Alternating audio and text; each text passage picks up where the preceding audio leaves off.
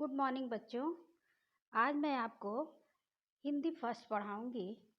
जी, Hindi first में आपको मैं एकता कविता पढ़ाऊंगी जो कि लेसन नंबर 5 है।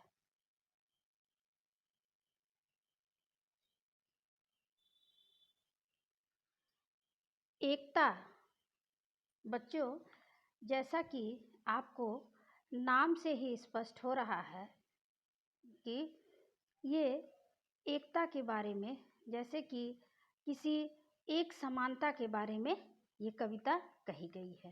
ठीक है, एकता क्या होती है बच्चों कि आपको मैं छोटा सा एग्जांपल दूंगी कि जैसे कि मान लीजिए कि छोटी छोटी पत्तियां होती हैं एक पेड़ पर।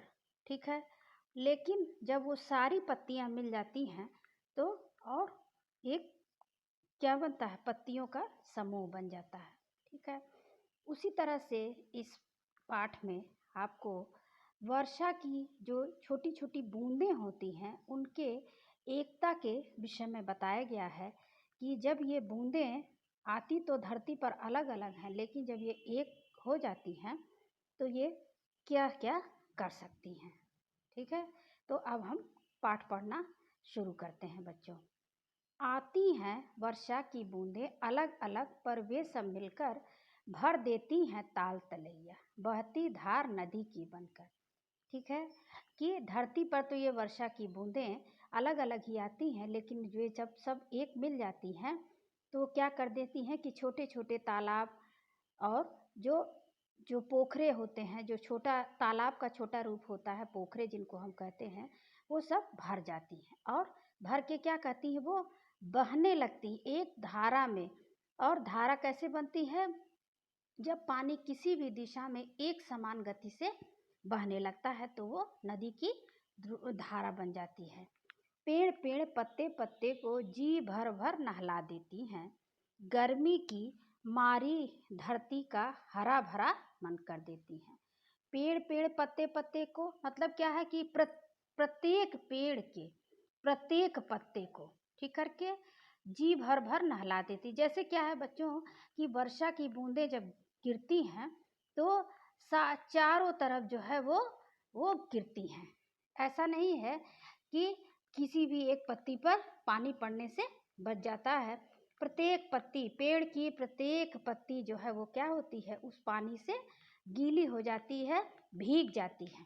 ठीक है, गर्मी की मारी धरती का हरा भरा मन कर देती है, जो कि धरती जो है वो ऊष्मा से, गर्मी से वो क्या हो गई है, वो एकदम से विकराल हो गई है, परेशान हो गई है। परेशान धरती का मानवीकरण किया गया है इसमें कि धरती जो है वो गर्मी से बेहाल है, मतलब चारों तरफ धरती पर गर्मी है, त्राही त्राही हो गई है।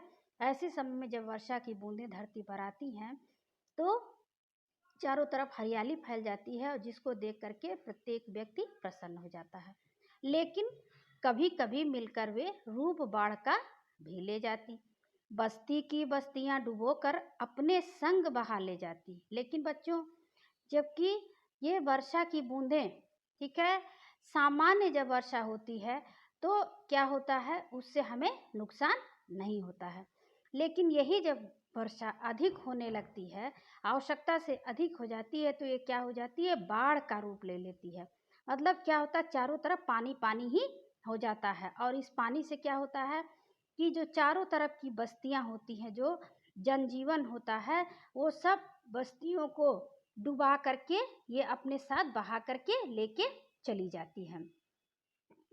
बल है बहुत एकता में, वह हित अनहित दोनों कर सकती, किंतु एकता वही भली जो सबके हित का साधन करती। क्या कह रहे हैं, अब बूंदों के माध्यम से कवि एकता को स्पष्ट कर रहे हैं कि एक, यद्यपि कि ये बूंदें एक हैं, लेकिन जब ये सारी मिल करके एक हो जाती हैं तो ये मनुष्य का हित भी कर सकती हैं, मतलब भला भी कर सकती हैं, अनहित मतलब उसका अनभल भी कर सकती हैं, उसका नुकसान भी कर सकती हैं।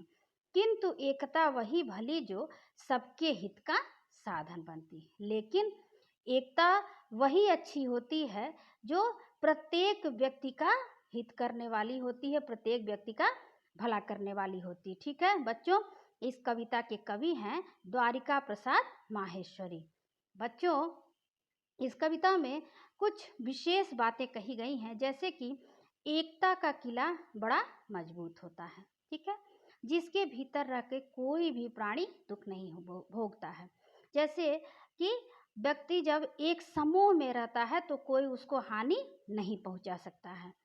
एकता का अत्यधिक महत्व होता है, एकता में बहुत ही शक्ति होती है और ये एकता सबका कल्याण करती है। कभी भी जिस एकता से किसी की हानि हो, ऐसी एकता अच्छी नहीं होती है।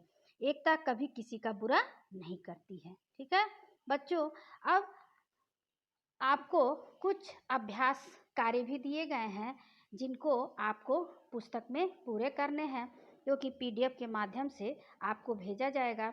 आपको मैं एक बात कहना चाहती हूँ बच्चों, कि आप वर्षा का एक सुंदर चित्र, ठीक है, इसको बनाइए और इसको कलर करिए। ठीक है, ये नहीं कि पुस्तक में दिए गए चित्र को ही आप सेम टू सेम ऐसे बना दीजिएगा। आप अपने से एक सुंदर वर्षा का चित्र बनाइएगा, जिसमें फूल, पत्तियां, पेड़ पौधे हों और चारों तरफ हरियाली दिखाई देनी चाहिए।